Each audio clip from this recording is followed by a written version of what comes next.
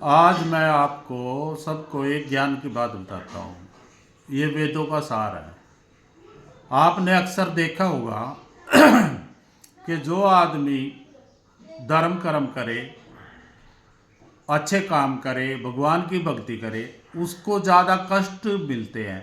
और जो आदमी नास्तिक है, कुछ भी किसी का भी सुमरण ना करे, किसी का ध्यान भजन ना करे, उसको कोई कष्ट नहीं मिलते। इसका रीज़न ये है, ये मैं अपनी तरफ से नहीं कह रहा, ये शास्त्रों का ज्ञान है। अगर आदमी की जो खोज है ना, ये सिर्फ मोक्ष प्राप्ति की तक है। भाई हर मानव जीव का चाहता है मेरे को मोक्ष यानी मुक्ति मिल जाए।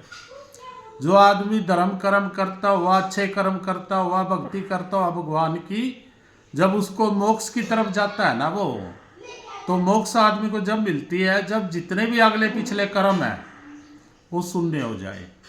तो फिर वही बात है, जैसे बैंक से मान ले मतलब किसी आदमी ने लोन लिया और लोन लेके काम चला लिया उसने, और जब वो लोन चुकता करना चाहता है ना, तो फिर एकदम उसने काफ़ी मोटे पैसे जमा करने पड़ते हैं जब लोन चुकता होता है।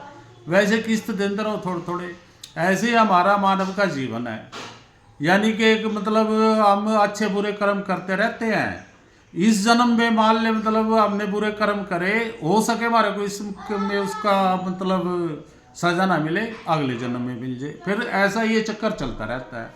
और जो जीव, जो मानव मोक्ष की तरफ चल पड़ता है ना, तो उसके तो फिर जो पूरे जन्म के पाप पुण्य उसके सामने आते हैं। जब सामने आते हैं तो फिर उसमें अच्छे भी आते हैं और बुरे भी होते हैं। तो यानी कि मोक्ष प्राप्ति जब भी मिलती है। आपने ज़्यादातर देखा होगा कि जो मानव आदमी मोक्ष या भगवान की भक्ति करता है उसको यानी कि दुख ज़्यादा मिलते हैं। और दुख ऐसे मिलते हैं, यानी उसका सारा खाता क्लियर होता है सारे जन्मों का। और वैसे आदमी भगवान का भजन ना करे, वो बहुत कम दुख आते हैं उसके जीवन में। तो इसलिए फिर पता कि हर आदमी मानव समाज में ये कहता है भाई ये मानव तो मान ले मतलब भगवान की बहुत भक्ति करता था और इसी को दुख है। अक्सर आप ऐसे देखोगे भी, अगर आपने दुख कम चाहिए तो फिर मोक्ष की दौड़ से हट के जैसे पहले जीवन जी रहे हैं ऐसे जिंदे रहो। जानवर की तरह जिए या राक्षस की तरह जिए, मानव की तरह जिए। अगर आप मोक्ष की दौड़ में जब चलोगे तो आपके सामने अगला पिछला सारा खाता नील होना है। और उस नील में जो जो जिस जन्म में आपने अच्छे बुरे कर्म कर रखे वो आपको तो भोगने पड़ेंगे। तो ये शास्त्रों का निचोड़ा और ये हर मानव की जीव का निचोड़ा है। तो समाज की ये जो धारणा है ये उन लोगों के लिए है जिसको ज्ञान नहीं है।